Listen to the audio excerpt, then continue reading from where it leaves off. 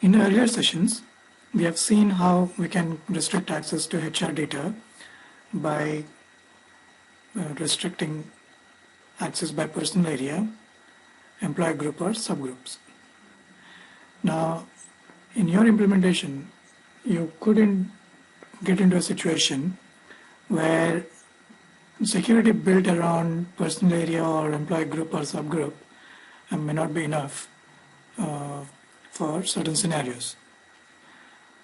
So in such kind of situation, SAP provides in P_origin authorization object a field called an organizational key field, using which you can build additional security on for HR master data. Now all these fields, such as the personal area, employee group and subgroup and organizational key, all of these fields, the values come from info type 1. What it means is all these fields are available to us in info type 1.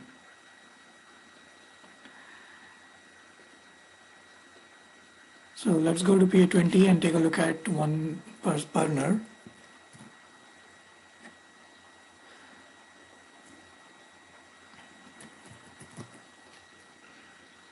So using the organizational key field for security purposes, it enables us to differentiate authorization checks for organizational assignments. So we now will see how we can define authorization checks using the organizational key field. So let's click on display, and you'll find the organizational key. Depending on how the info type 1 has been configured, you'll find the organizational key at the end of the end of the screen in the organizational plan box. Now, like I said, you can use this field for building additional security if the security built around personal area, employee group or subgroup is not enough for certain conditions in your company. Now this key, the organizational key, is a 14-character string, is a value. Now the content of this field can be manually entered by the user when the HR record is created for the employee, or the content of this field can be derived by the system from the fields of info type 1. So what it means is the info type, the org key field can be populated by mapping any of these fields in the configuration for the organizational key VDK-S1. VDSK1, sorry. So what it means is that you could use, for example, if you want to use personal sub area for security purposes, P_origin object doesn't have a field called personal sub area, or for that matter, it does not have a field called business area or cost center. So if your HR department in your company wants to use, say, for example, cost center for security purposes, so if you want to use, if the HR department wants to use the cost center to which an employee is assigned for authorization check, then in configuration you can configure the system in such a way that whatever value for the employee you enter in the cost center field, that will get populated in the org key field, and then you can use that value in the P_origin authorization object. Another example could be, a real-time example could be, is that in many places the customers prefer that the employees in the HR department should not be seeing the data of employees other employees in the HR department. So let's say if you are in the HR department, you should not be able to see the data of other employees in your department, your own department. And in some situations, you could say, the customer would say, okay, you can see only partial information, certain pieces of information of employees in the HR department. Now, so taking that example here, for example, personal sub area is 0002 is defined for HR, human resources. So HR department is represented by personal sub area 0002. Now, if I want to build a security for the scenario where employees in the HR department should not be able to see each other's data, then I have to make use of the personal sub area field value, the 0002. But P_origin does not have a field called personal sub area. So SAP gives you an option to map this field, personal sub area, to the ORG key field. So that when the HR record is created for the employee, whenever the personal sub area is entered as 002 or whatever is entered here in the personal sub area field, that value gets populated in the ORG key field. So the ORG key field value can be mapped by one of the to one of the fields in the info type 1, or it could be a combination of fields from info type 1. So what it means is I could have a combination of personal area and cost center and map it as a value into ORG key field. So let's say from this example, if I have to map personal area and cost center to the ORG key field, the value of the ORG key field will look like 40007110. And then to restrict access, I can use that value 40007110 in the P_origin object.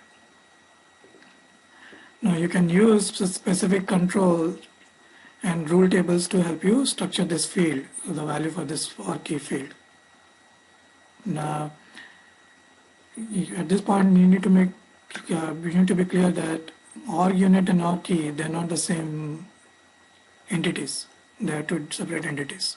So do not get confused with ORG key and ORG unit. Now, also you have to remember that mapping of the ORG key field, how this ORG key field values get populated, is mainly a functional org management team's job.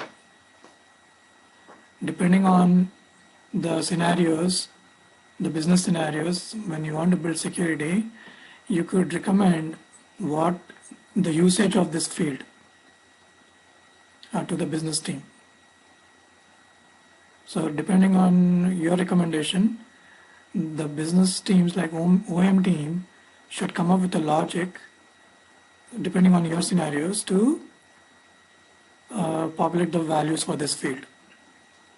So for example, in HR for HR scenario where employees in the HR department should see or should not see the data of other employees in the HR department, the OM team should map, in this case, the OM team should map the values that are getting populated in the personal sub area to the ORG key field, because in the personal sub area you are specifying human resources as one of the departments or categories.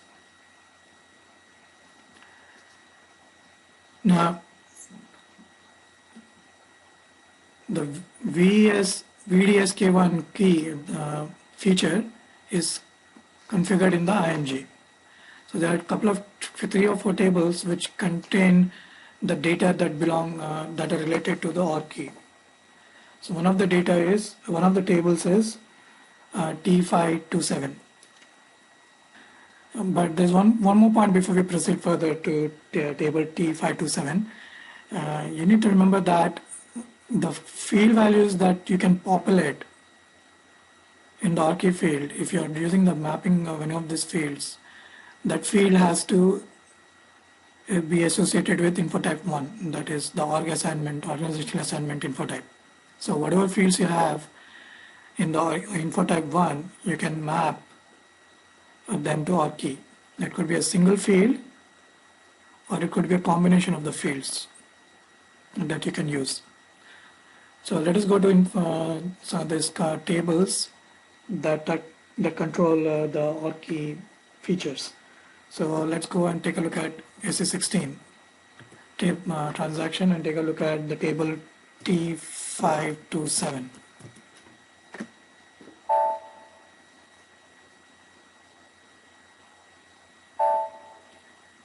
So let's go. So in this table you have a variable key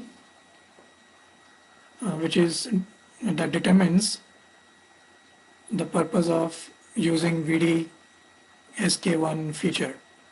So the ORCID field is the VDSK1 feature.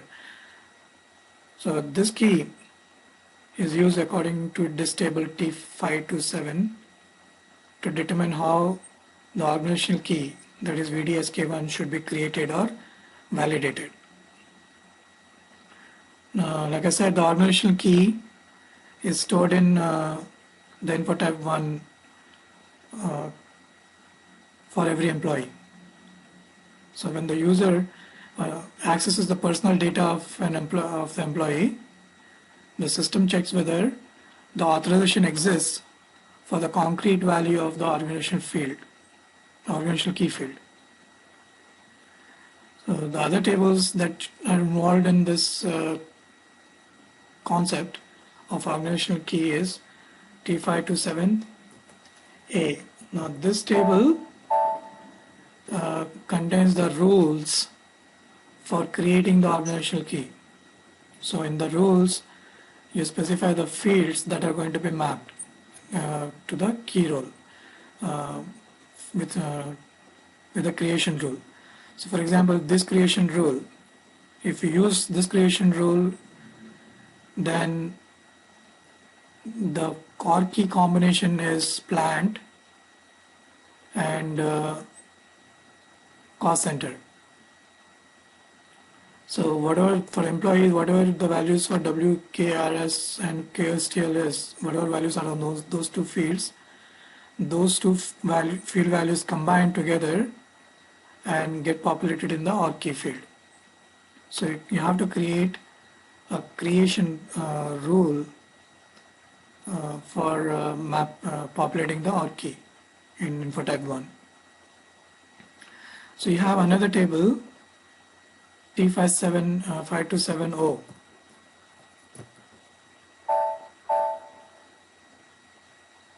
This is for validation.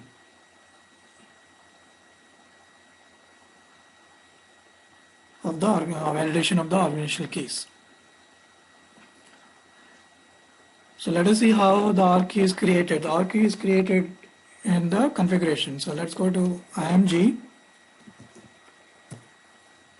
and see what are the steps. I mean, we are not going to go through the steps, but I'll just show you where the ORCID is created. The actual ORCID is created by the OM team. So let us go to personal management, and within personal management go to personal administration. Then you have organizational data. Then you have organizational assignment, and then you have setup organizational key. So you can click on this, and let's go and check one by one how it looks. So this is the last step in the process. So the MOLGA, that is the field where you specify the rule. So here, let's say you specify the rule, the default here is 16. So for the 16, you are using the rule set 02. So let's go and see what the 16 and 02 are. So creation rule is, so for variable key, the creation rule is 02. So let's go to creation rule. So in the creation rule, you specify the fields that need to be mapped in order to populate the OR key value. And these fields are four character long. So let's go and see what is the field value for WKRS.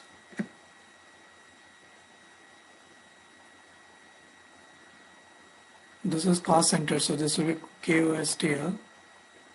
This one is, so let's press F1 on personal area and see what is that field.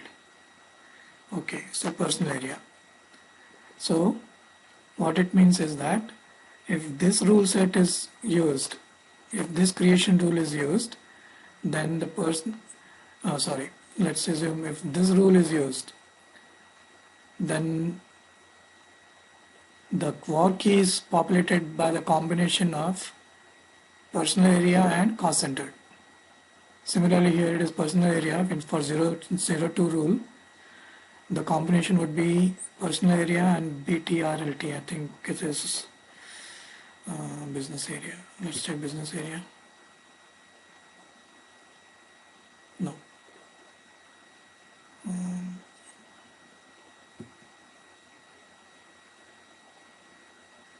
Right. So for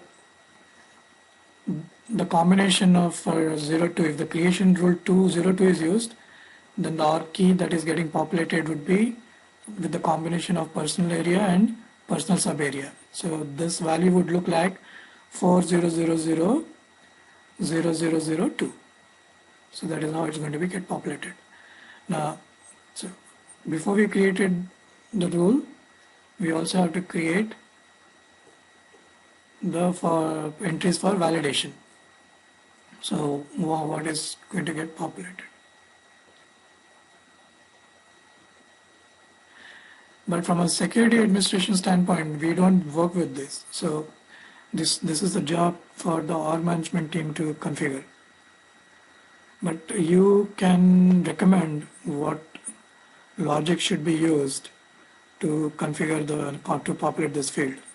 So logic meaning what will be the what combination of values should get populated in the OR key field. You can definitely do that as security administrator. So you create a creation rule with the combination that you want to populate the OR key field with. Then you create a validation, this is country, you create a OR key control, and then finally they would assign the rule for the country. And this is 02, and otherwise it will be 01. So for whatever employees you create, you enter the rule as 02, the appropriate combination would be populated in the OR key field. Otherwise, if you select anything other than 02 creation rule, it will be filled with 01 combination. So what is 01 combination? Personal area and cost center. By default,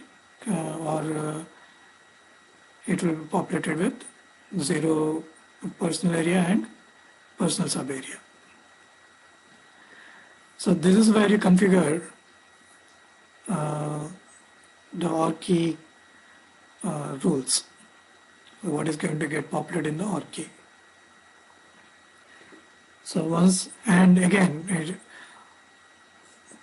you decide to use the OR key, this field has to be populated for every employee. That's a mandatory thing. That's a prerequisite. So OR key, it can be used as an additional security feature in the authorization object P_region. So if your security needs are not fulfilled by personal area or employee group or subgroup, you can use the OR key option to do it, to build the security.